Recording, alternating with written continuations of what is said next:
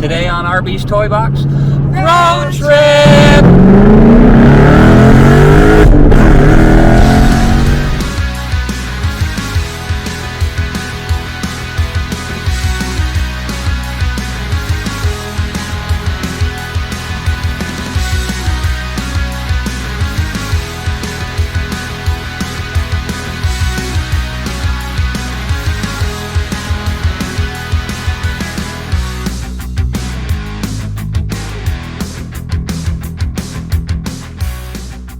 Today on RB's Toy Box, we are at Neutral Zone Studios in Kingsland, Georgia.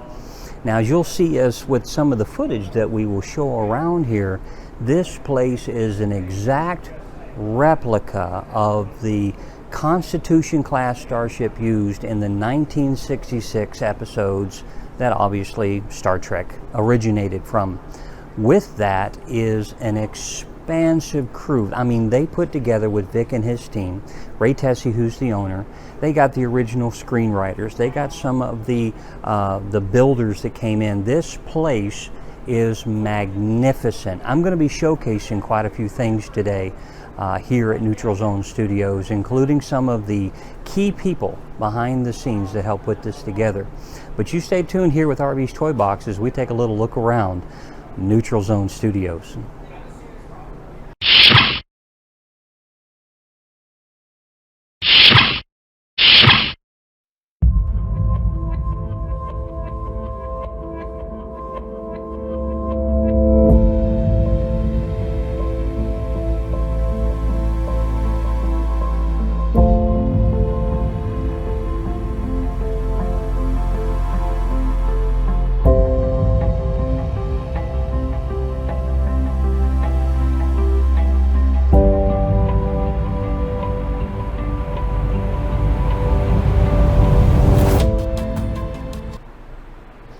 Beam us up, Scotty. We're in the transporter room here at Neutral Zone Studios. And here is literally, and I'll take you back behind here in just a second, with all of the buttons and the switches and the bells and whistles and everything. You absolutely can't go wrong with the set that they have built here. It literally has everything. If you look over here with the transporter table itself, now, there's some history that goes along with this transporter, and I'll leave that to the Neutral Zone Studios to go through that. But just to be able to come here and see the authenticity of this set, it'll blow your mind. I mean, I love coming here, not just because of the set, but the people too. The people here at the studio are absolutely fantastic. You've got to come and you've got to experience Neutral Zone Studios. And you can see by just how well this set's been laid out, not just for the Fan Appreciation Day and the studio as it stands in itself, but for those that want to make their own film, your own fan film. You can beam into your own film with this console and that transporter pad.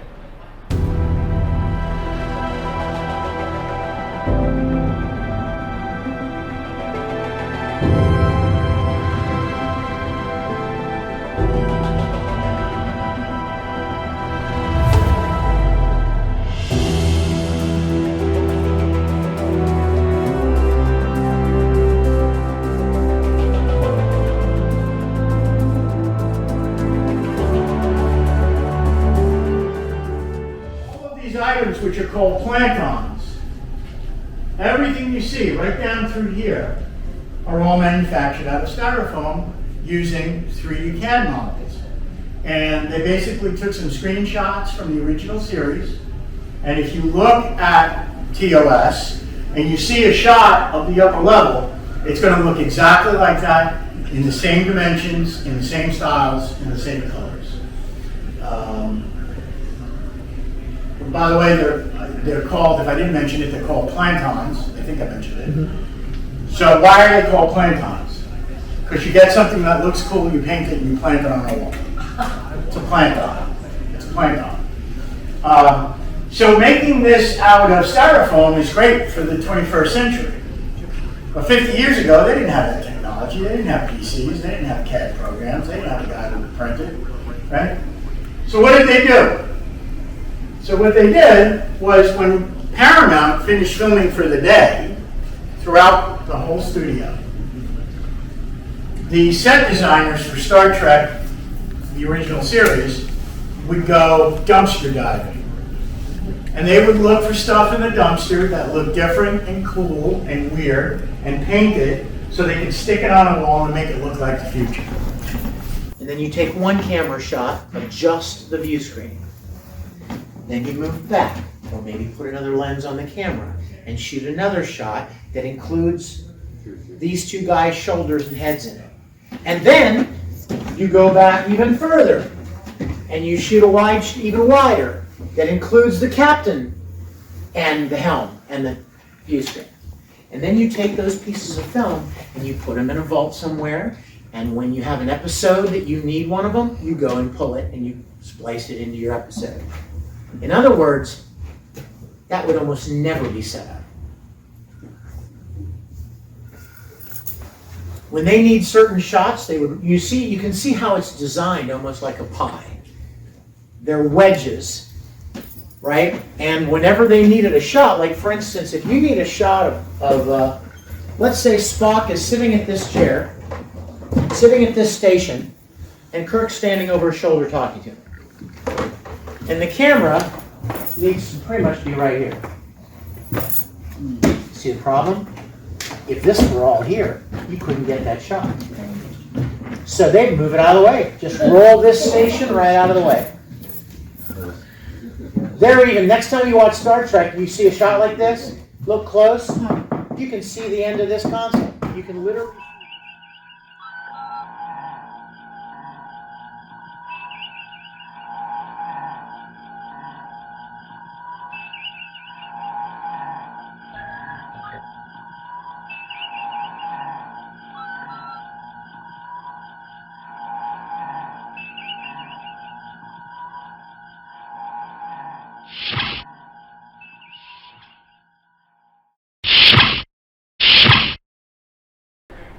We are now in the sick bay. Now, as we pan through here, you'll start to see some of these things up here on the wall. And you would think those are digital readouts for the show. No. This is actually just a still shot. And if they needed to in post-production, they would, come in and use the CGI effects and so forth to make that in there. But as I pan down through here, you'll see that this is an active sound stage. This isn't a museum. This is an actual piece. As you will see, I want to just kind of zoom this around over here a little bit. And you will see, there's walls over there, and they're not pretty walls. These are literally just the same panels. When they had to change out anything over here, they just pick those up, move them over. Everything in here, all the walls, panels, everything, this is an active sound stage. So literally, you can make this starship anything that you want. Anything. And so if your fantasies is for Star Trek, then you can have a Star Trek film. If you want to relive some Battlestar Galactica or Buck Rogers episode, you know what? This is the place that you can come and have all of the sets here just slightly modified and have exactly what you want.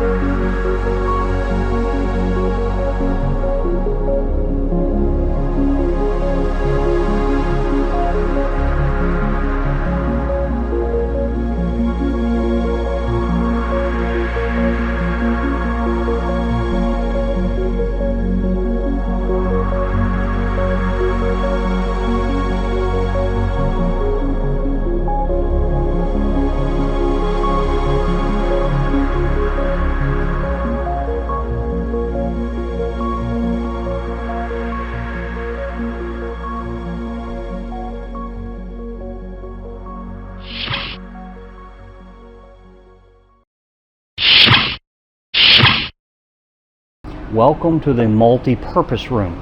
Now with this, they can take down the walls, they can change the table around, they can change the orientation of everything during filming. So this can be a cafeteria, this can be an office area. In one of the scenes in Star Trek Continues, this was the chamber where they had the trial. This was the little party room where they had to get together and so forth. But as you can see, this as the multi-purpose room, as it's set up right now, looks like the meeting room or the staff room where they would come in and get everybody around the table here. So with this, it allows you to set up multiple scenes. Now, while we're with it today, come on over here, my friend.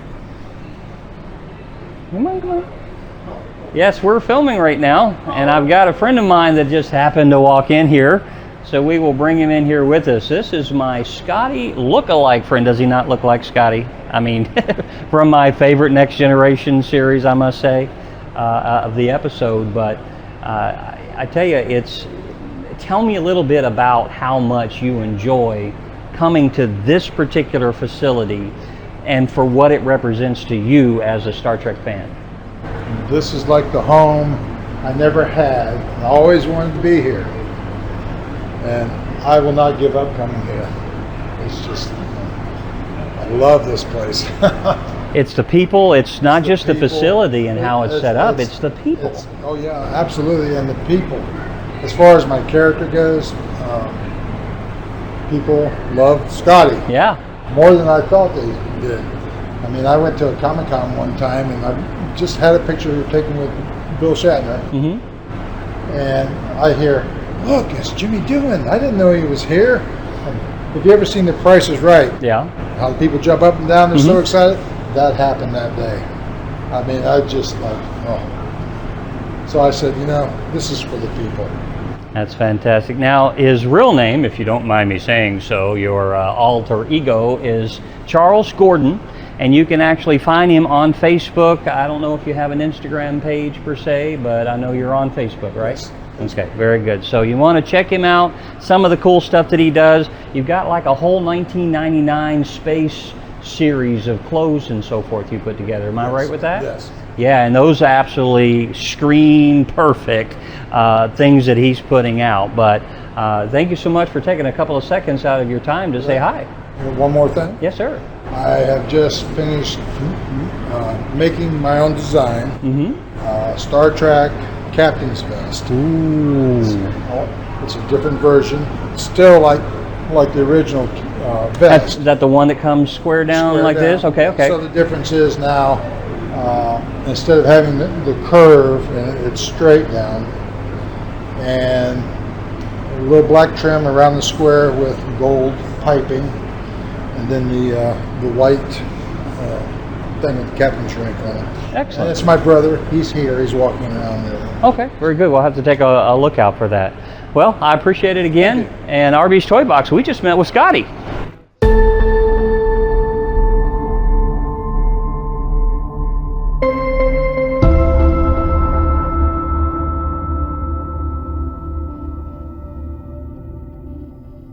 We are now in Captain's crew quarters, or as I would say, crew quarters, because they take this room just like with the other room and they move everything around as necessary.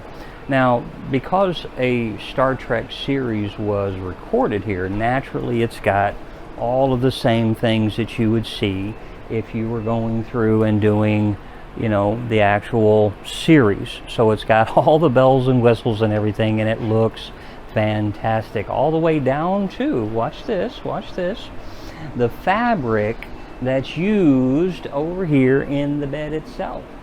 So every little detail, every little touch that was necessary, including what you see here in the crew quarters, was necessary to make it perfect. And that was the necessary thing, especially with Star Trek Continues, to follow after the legacy of those first 3 years with the final 2 and what Vic did here.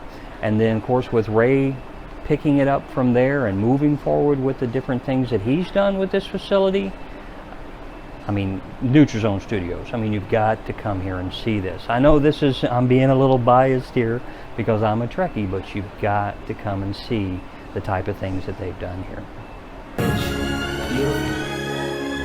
It never gets old. It never gets old. I wanted to come to you today and ask you to please do what you can to help support this studio and keeping it alive. Can you imagine if this were to be torn down? I can't.